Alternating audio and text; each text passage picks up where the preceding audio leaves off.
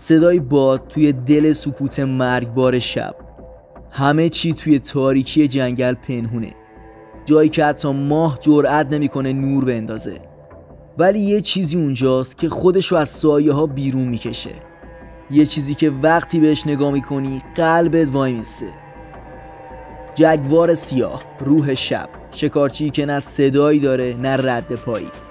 اون هیچ وقت دنبال تو نمیاد ولی همیشه از دور مراقبته. تو فکر میکنی که هیچ وقت نمیبینیش، اما اون همیشه یه قدم جلوتره و وقتی که نزدیک بشی همه چی تمومه.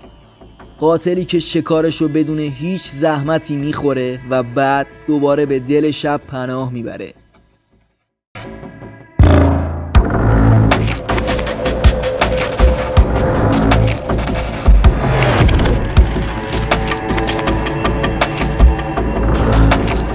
جگوار سیاه گازش قوی ترین گاز بین همه گربه‌ساناست.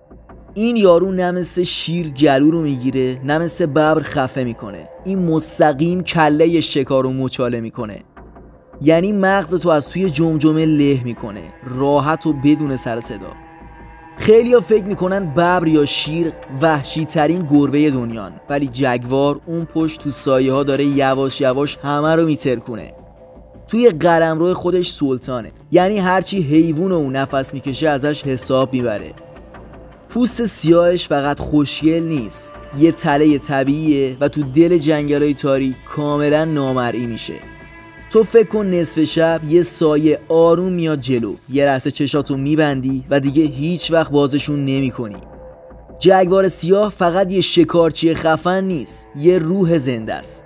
سرخپوستای قدیم آمریکای جنوبی میگفتن روح جنگل توی جگوار سیاهه.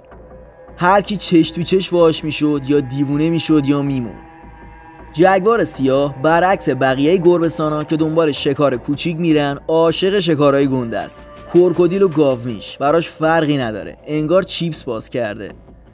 یعنی هر جای دیگه که گربه‌ها جا میزنن این یارو تازه موتورش روشن میشه. از نظر علمی ثابت شده جگوار میتونه یه لاک پشت زرهی رو با یه گاز بشکنه. این یعنی آروارش فشار وحشتناکی تولید میکنه، چیزی حدود 2000 پوند نیرو. یعنی 2 برابر وزن یه گاو روی کله شکار فرود میاد. جگوار سیاه یه ویژگی عجیب داره، هوشش انقدر بالاست که میتونه تله های انسانی رو تشخیص بده. بعضی وقتا شکارچی‌ها براش تله میذارن، اونم میاد دوربینا رو از بین میبره و از کنار تله رد میشه، انگار داره شکارچی‌ها رو مسخره‌شون میکنه. توی افسانه‌های مایاها میگفتن که جگوار سیاه نگهبان دروازه‌های دنیای مردگانه. یعنی وقتی بمیری اولین موجودی که باید ازش رد بشی تا بری اون دنیا همین سیاه پوشه. و بدون که اگه تو عمرت یه بار جگوار سیاه رو توی طبیعت ببینی، بدون یکی از نادرترین صحنه‌های دنیا رو دیدی، چون کمتر از 6% جگوارای دنیا سیاه رنگن، یه طلسم زندن نه یه حیوان ساده. جگوار سیاه اصلا از آب نمیترسه، برعکس کلی حیوانای دیگه این بابا اصلا راحت میره تو رودخونه، شنا میکنه و شکارم میکنه. تمساح و ماهیای گندم که براش شوخیه. جگوار سیاه شکار رو قبل از حمله حسابی آنالیز میکنه، یعنی همینطوری هر دنبیل نمیپره تا مطمئن نشه که یه ضرب کارو تموم نمیکنه حرکتی نمیزنه. مثل یه قاتل حرفه‌ایه که صبر میکنه طرف تنها بشه، بعد یواشکی میزنه و کارو میبنده. صدای جگوار سیاه با بقیه گربه‌سانا فرق داره، زوزه نمیکشه، نعره هم نمیزنه، یه صدای عجیبی در میاره که نصف شب انگار جنگل زنده شده. این صدا رو توی دل شب بشنوی انگار خود مرگ اومده دنبالت. تا حالا از قاتلای بی‌رد پا چیزی شنیدی؟ جگوار سیاه یه جوری آروم راه میره که حتی یه برگم زیر پاش صدا نمیده. از بین 1000 تا شکارچی کمتر کسی بلده اینجوری خفن بیاد جلو، بی بو، بی صدا و بی‌رحم. چشمای جگوار سیاه توی شب مثل چراغای طلایی میدرخشه. تو افسانه ها میگن هر کی باهاش چش تو چش بشه دیگه هیچ وقت زندگیش عادی نمیشه، انگار طلسم شده. یه راز کمتر گفته شده از این حیوان اینه که جگوار سیاه اگه زخمی بشه میره یه گیاه خاص میخوره که ضد عفونی میکنه زخمشو. یعنی نه تنها خفنه بلکه دکتر خودش هم هست، یه حیوان معمولی نیست، یه افسانه زنده است.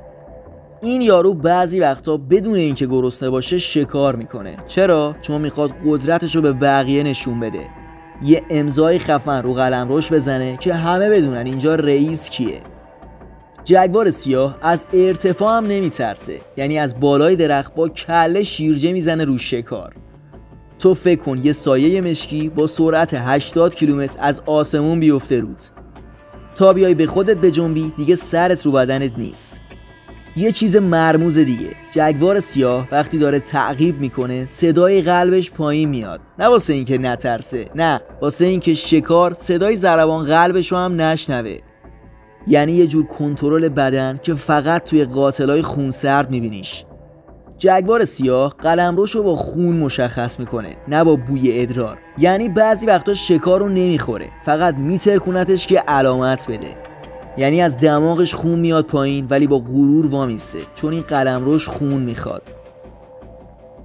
اگه تا اینجای کار از ویدیو خوشتون اومد، ویدیو رو لایک کنید، کانال رو سابسکرایب و حتما زنگوله رو بزنید تا از ویدیوهای بعدی ما هم با خبر بشید.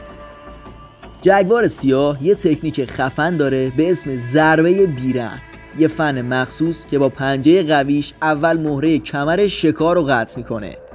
یعنی شکار بدبخت حتی فرصت جیغ زدن هم پیدا نمیکنه.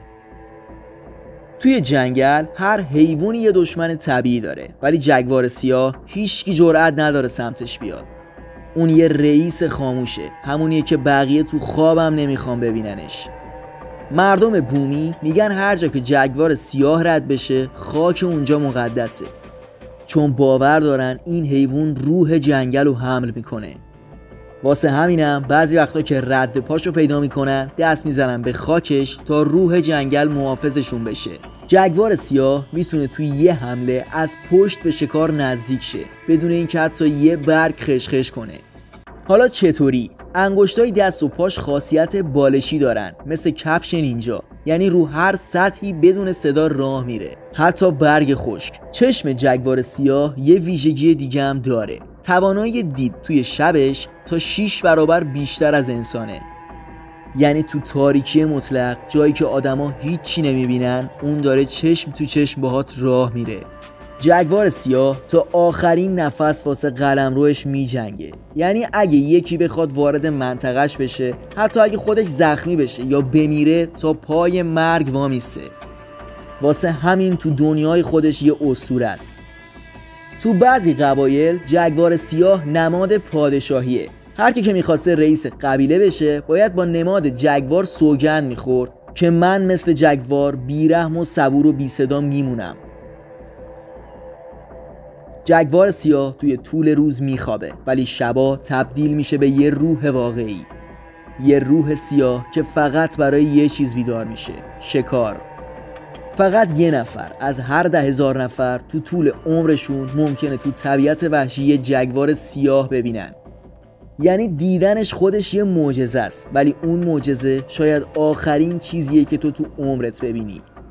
حالا یه سوال، اگه یه شب تو دل جنگل باشی و فقط یه نفس فاصله با این قاتل بی صدا باشه، چجوری میخوای دستش فرار کنی؟ به نظرت اصلا میتونی فرار کنی یا خودتو به دست سرنوشت میسپاری؟